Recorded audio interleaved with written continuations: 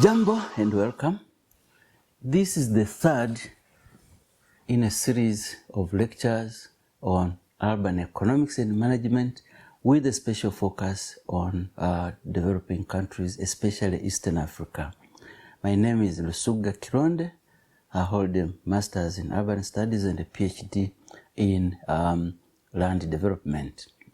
By way of recap, in our lecture number 2, we discussed the meaning and application of the concept of economies of scale.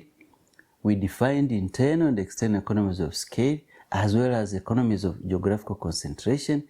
And we saw that economies of scale resulting from agglomeration of people and activities to a large extent go a long way to explain the growth of urban areas. Now, in this lecture, we are covering a number of topics. The general land use patterns in urban areas, the bid price theory, economies of geographic concentration, intensive and extensive use of land, also covering urban sprawl, the sources of land values, including succession and land uses, and highest and best use, the impact of transport and infrastructure on land uses, urban poverty and access to land in informal areas, land use mosaic in cities in developing countries, and the economic justification of land use regulation by the government. Now, if you go to an urban area, you'll find that there are high density skyscrapers in the city center with densities tampering down as you go to the periphery. And also you will find that there are some concentration of certain activities in particular areas. So all of these are explained by a number of factors, but history is one of them, infrastructure and transportation development, planning and development control, but as well as the working of the land market.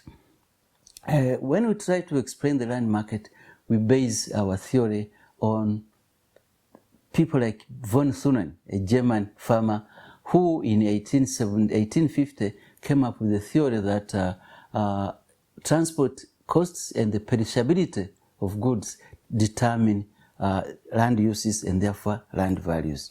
So this theory has been used throughout, or much as things have changed, but it is still the basis of the different distribution of land uses over space. With this theory, you get to the conclusion that different uses compete against each other, and those that win, they are the ones which take the places with the highest land values. So this results also in intensive land uses, especially in city center areas, and extensive land uses as the urban area goes outside. So you'll find that outside the city, the uses are rather they are rather extended, but within the center of the city, the uses are tend to go upwards. This thing you can find if you go to the center of Nairobi. You will find all the commercial areas in the city center. Go to Dar es Salaam, you will find a similar picture. Go to Kampala, you will find a similar picture. Now, what are the sources of land values? Basically, land values is about the quality of the land as well as competition.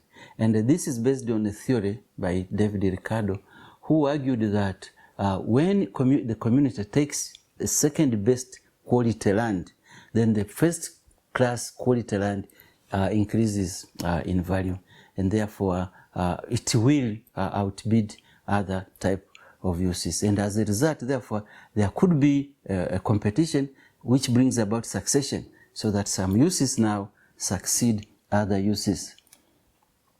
When transport or infrastructure is also put in place, it affects the land values because it affects the land uses because it brings more land to be used.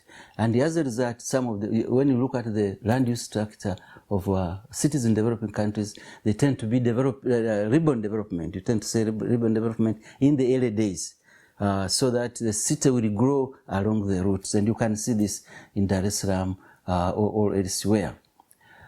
We are talking about cities in developing countries where poverty is quite big, and as a result, poor people cannot afford the values in this central area, so they tend to go outside. But there's a problem. They want to stay near the city center because it is cheaper for them in terms of transport costs. So that's why you find them occupying land that is marginal or hazardous in river valleys, on railway lines, and so on, causing massive slums. So the land use mosaic in cities of developing countries is a few planned areas, but also a huge body of land that is unplanned. But again, when you go into the cities, you will find that there is concentration of certain activities. For example, in Dar es Salaam, when you go to Kariakoo, Kariakoo is bursting with the medium to affordable quality retail and wholesale trade.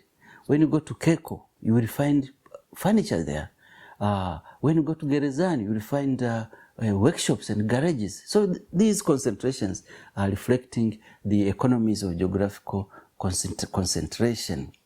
But the market is a very, very weak allocator of land resources, and economists have come up with a theory that's justifying intervention in land markets.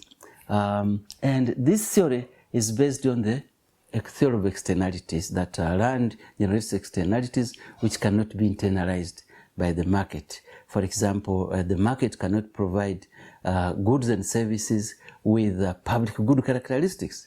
So, like roads, for example, therefore, public authorities must come in to provide this.